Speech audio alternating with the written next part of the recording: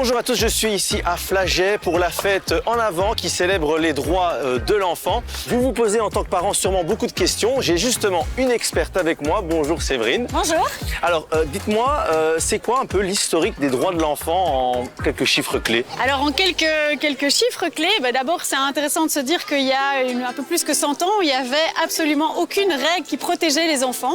Et puis en 1924, il y a eu une première déclaration de Genève qui a été adoptée par la Société des Nations, qui est l'ancêtre des Nations Unies, pour garantir une éducation toujours dans l'idée qu'il fallait surtout les dresser, encore à l'époque, c'est assez fou, mais voilà.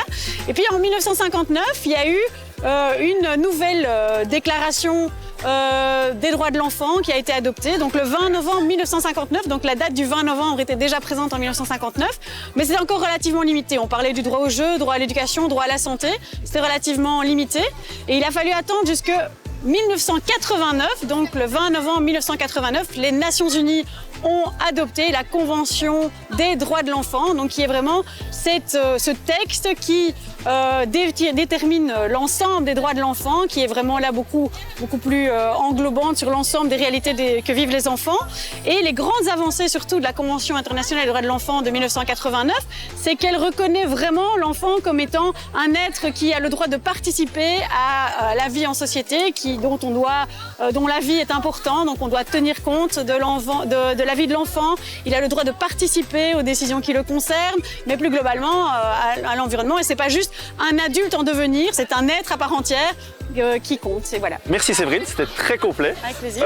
Je vous propose de rentrer encore plus dans le vif du sujet avec Noah et Walid qui avaient des questions à poser à des experts. C'est parti.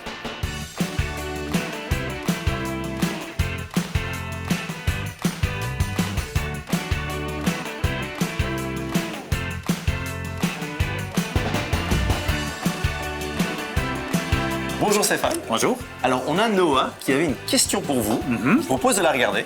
Ok. En tant qu'expert, quel rôle avez-vous pour garantir que ces droits soient respectés? C'est vraiment une question pertinente de savoir en fait qu'est-ce qu'on fait pour faire respecter les droits de l'enfant ici en Belgique. Et donc il faut savoir que dans la foulée de l'adoption de la Convention, en 1991, on a créé une institution qui s'appelle le Délégué général aux droits de l'enfant. C'est là que je travaille. Alors les missions du Délégué général, c'est de faire de la promotion, de la sensibilisation sur les droits de l'enfant. C'est pour ça qu'on est ici au sein du Festival En Avant, c'est pour pouvoir parler des droits de l'enfant, les faire connaître au grand public. Puis on a une mission de vérifier si elle est appliquée correctement, parce qu'effectivement c'est bien d'avoir de beaux textes, mais il faut voir si dans les faits c'est appliqué correctement.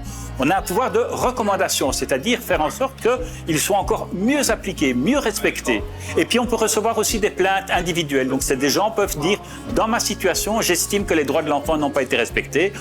On examine les situations et alors on va faire des propositions aux administrations et aux politiques. Merci Stéphane, c'était très complet. Alors on a aussi Walid qui a une autre question à un autre expert. C'est parti.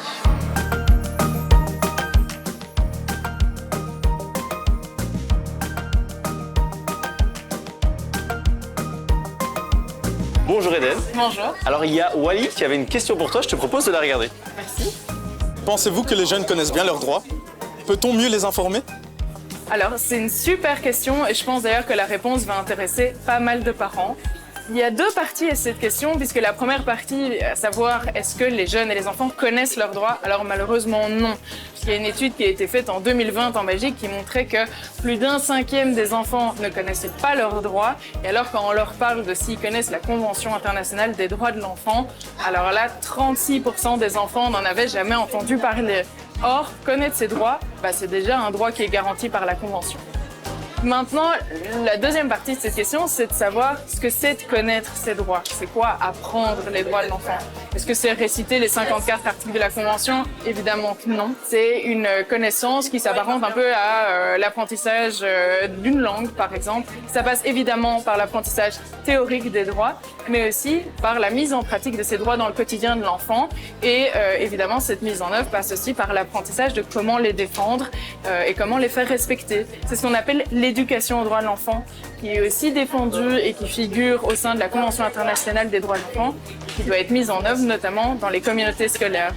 Et donc, ça passe notamment par l'intégration de cette éducation aux droits de l'enfant dans les programmes scolaires, pas que d'un seul cours, de tous les cours, mais également dans les référentiels et dans les pratiques pédagogiques des écoles. Et ça passe aussi donc par la formation des communautés pédagogiques et plus largement de tous les professionnels en contact avec les enfants. Merci Eden, j'ai appris beaucoup de choses grâce à toi aujourd'hui et notamment aussi les autres experts présents ici à En Avant. Donc merci beaucoup. Avec grand plaisir. Alors, vous aussi, vous avez sûrement appris aussi beaucoup de choses. On a aussi fait une vidéo spécialement pour vos enfants, donc n'hésitez pas à la regarder avec eux. Et je vous dis à bientôt.